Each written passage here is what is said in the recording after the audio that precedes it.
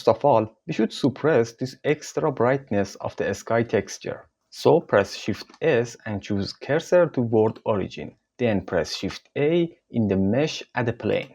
Press S and type down 735 to scale it up drastically. Then move it up.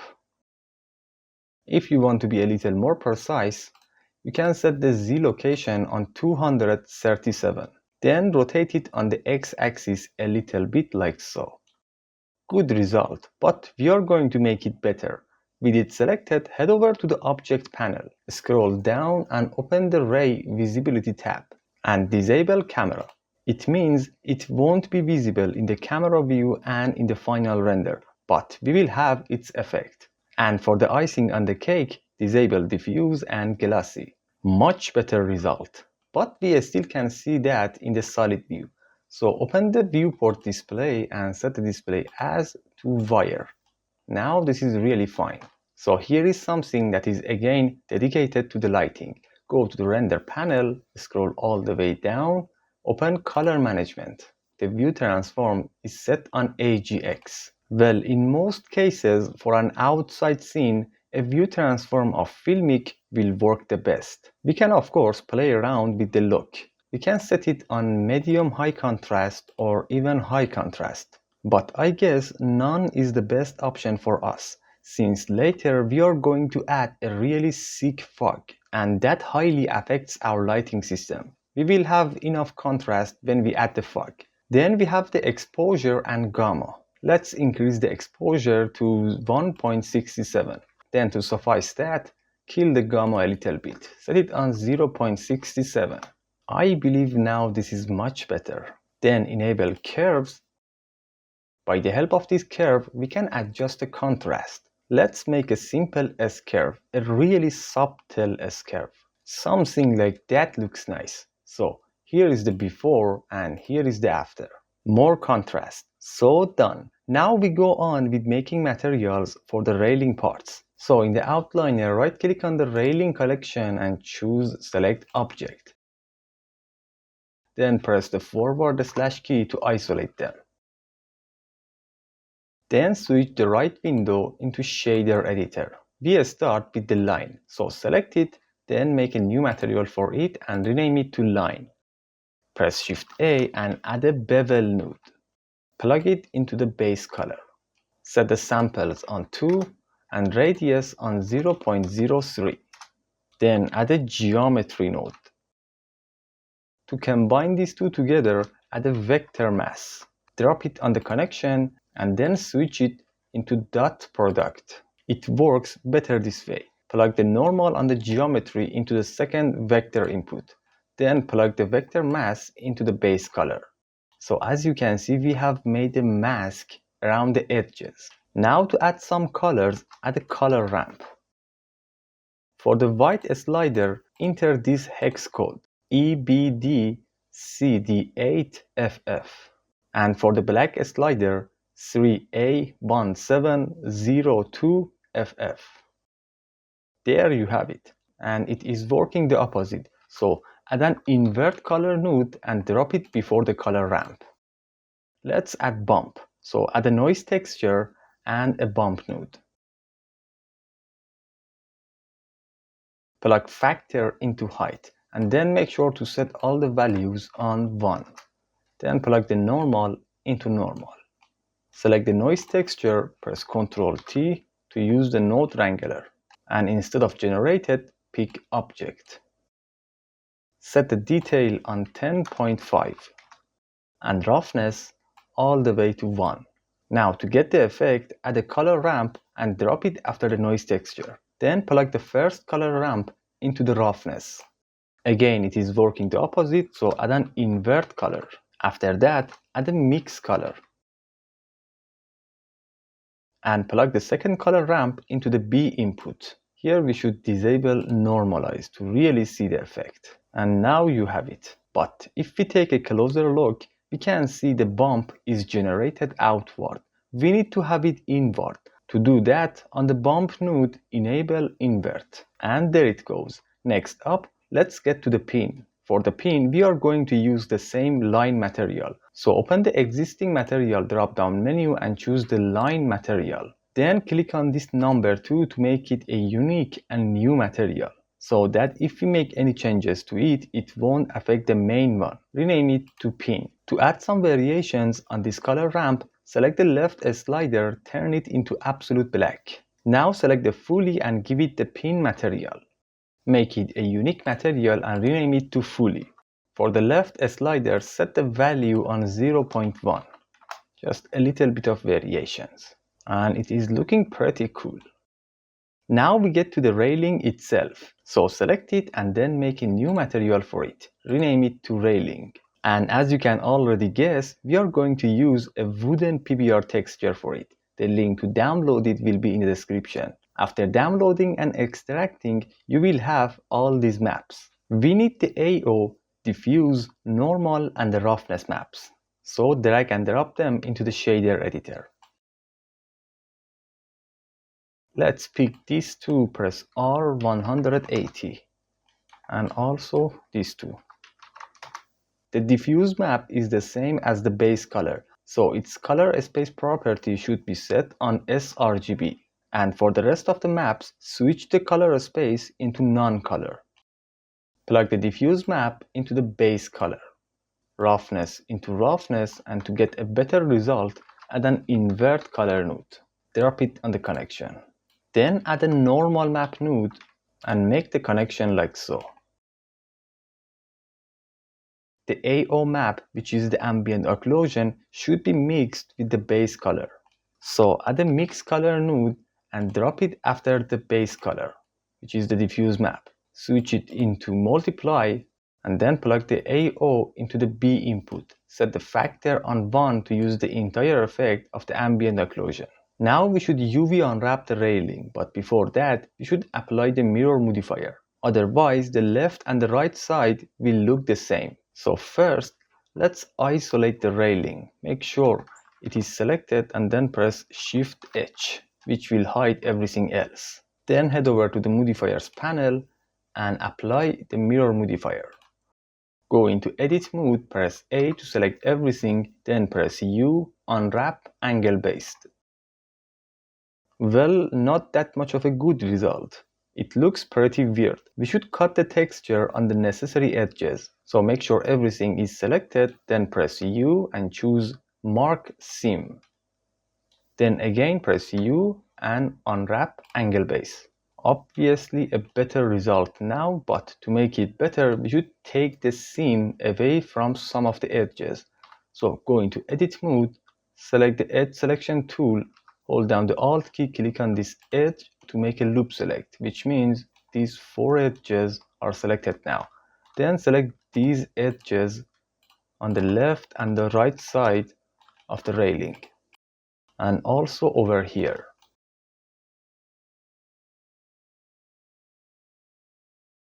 Press U and choose Clear Seam. Again, select everything and unwrap it for the last time. Now this is much better. Yeah, this is what we were looking for. Then to further adjust it, select the diffuse map, press Ctrl T to use our good friend the node wrangler, and plug the mapping node to all the other maps. If we decrease the scale, we can increase the texture size. So let's set it on 0.5. We can of course play around with the location and rotation. So set the location Y on 0.65, rotation Z on 4.73, and then set the scale Y on 0.95. Yeah, this is much better. The texture is too bright. So after the mix color, add a hue saturation. If we decrease the value, we can darken it. So let's set it on 0.3. Then if we increase the saturation, we can get some different results. So let's set it on 1.5. And finally, on the normal map, set the strength on 3. I really like it now. The next step is to sculpt our ground, but let me show you something. In the S.T.A.L.K.E.R game, there were some interesting sort of objects which were called anomalies. And for the anomalies that were pitched into the ground, there was an area of affection, meaning they made a hole into the ground. And replicating that will highly help for the realism of our scene. So the first one, we are going to add it somewhere around here. So hold down the Shift key and right click here to bring the 3D cursor over here. Let's switch into solid view, then press Shift A in the mesh, add a UV sphere and place it somewhere on the railing, like so. Select the UV sphere and the ground plane, then isolate them. Here is a very important point. We are going to run a Boolean operation. And for the Boolean operation, we need to make some adjustments to these two so that we will get a perfect result. First of all, we should enable the Bool tool add-on. So go to Edit Preferences in the Get Extensions tab, search for Bool tool, which is this one. In the Get Extensions tab, you have to be connected to the internet. And if you haven't installed it yet, you will see an install button over here. Now let's adjust the objects. Select the UV sphere and set the scale on 2.5. Then press Ctrl A to apply the scale. This is really important to do. Then right click to shade Auto Smooth. Now select the ground plane, and here is a very important tip. When we want to run a Boolean operation on an object, that object needs to have more geometry. So go into edit mode, press A to select everything, then right click and choose subdivide. Open the subdivide menu and set the number of cuts on 100. Now this is fine. Go back into object mode and in the modifiers panel, disable subdivision for now. Here we should do something necessary that later will make us have an easier life. Open the overlays drop-down menu and enable wireframe. Then press numpad 7 to go into top view. And let me grab the annotation tool to show you something.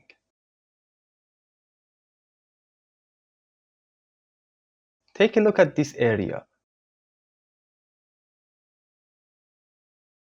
When we run a Boolean operation, there is a high probability that the topology will get messed up, and we should avoid that.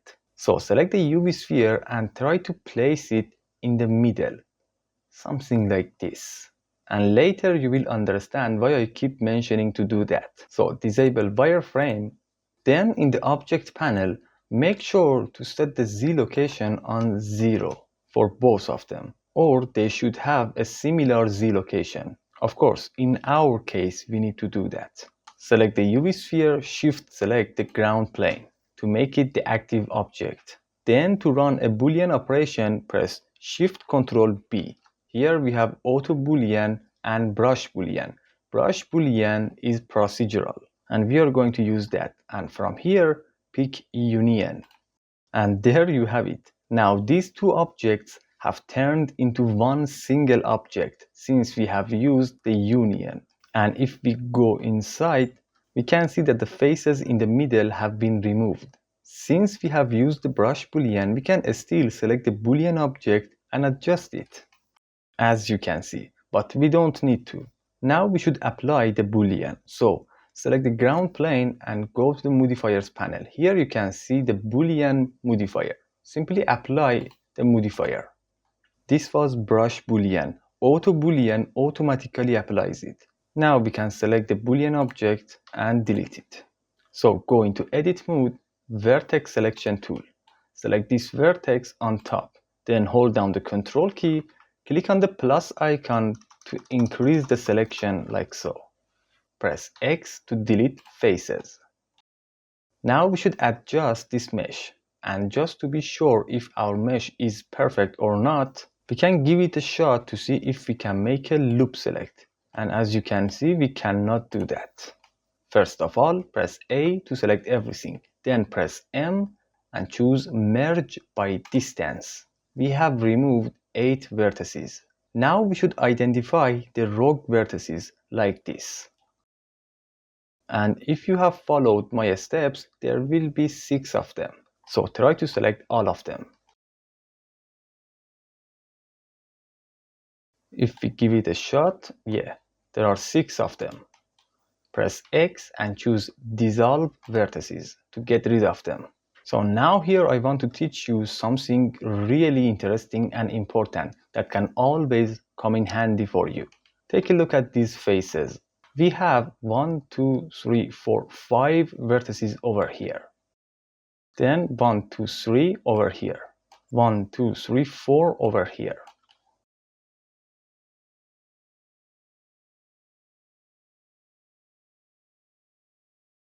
So on each of these faces, we have these numbers for the vertices. We should divide them the way that there are 3 in each faces. Let's begin from here. Here there are 4 vertices. So we can select this vertex and this one. Then press J to add an edge. So this was 1, 2, 3. So over here, these two should be connected to each other. Select this one, then shift select this one to make it the active object. Press M and choose Merge at Last. There you have it. Now select these two vertices and right click, choose Subdivide. Select these two, press J to add an edge. Then these two. Subdivide, select these two, press J. Let's get over here, 1, 2, 3. So these two should be connected to each other. M, merge at last. Then select these two vertices, right click, choose subdivide. We have 3 vertices here. So let's set the number of cuts on 3. Select these two, press J. These two, J. And there. So this is the process and it may take a few minutes. Do this for all these faces.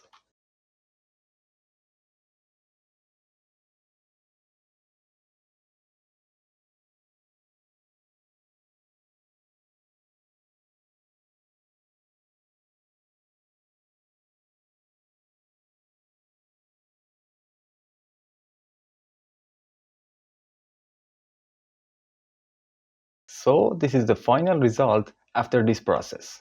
Let's get to the next step, but before that, get back into object mode, right click to shade auto smooth to get rid of that weird shading. Go back into edit mode, and now if we hold down the alt key, click on this edge, we can make a perfect looped select. So press numpad 7 to go into top view, select this vertex, hold down the control key and then click on this one, which will select all the vertices on the nearest path. Then this one, and finally this one. Make sure the pivot point is set on median point. Press S to scale them in order to make some room over here. Later it will come handy. Now make a loop select over here, press Ctrl B to give them a bevel. But it is not working properly at all and it looks pretty weird. To fix that, press A to select everything, then press Alt N and choose Recalculate Outside. Now if we give it another shot, Ctrl B, it works perfectly. So give it a bevel, then scroll forward to increase the segment. 2 is enough. So this seems nice. Now if I disable the overlays, see what a perfect hole we have. Right now we have a perfect hole, but there is some issue with the shading. Well, if you try to shade a smooth or shade auto smooth, it won't actually work. To fix that, go to the modifiers panel and in the normal, give it the weighted normal and done. Much better. Then if we enable the subdivision surface modifier, we have another shading issue. The fix is so easy. Just switch it into S.T.A.L.K.E.R. What could be better than that? Perfect, just perfect. Go into edit mode over here, press Ctrl R to add an edge loop. Scroll forward to increase the loops and try to add as much as you can. So this seems nice. Now let's sculpt this ground plane.